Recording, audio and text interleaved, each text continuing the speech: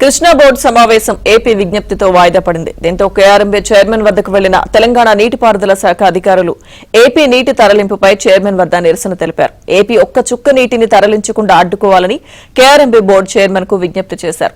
తమ అభ్యంతరాలు, డిమాండ్లను కేఆర్ఎంబీ చైర్మన్ కు తెలంగాణ నీటిపారుదల శాఖ ముఖ్య కార్యదర్శి Rahul Bojja, AMC general Anil Kumar, Nalgonda CE Ajay కుమార్లు విన్నవించారు.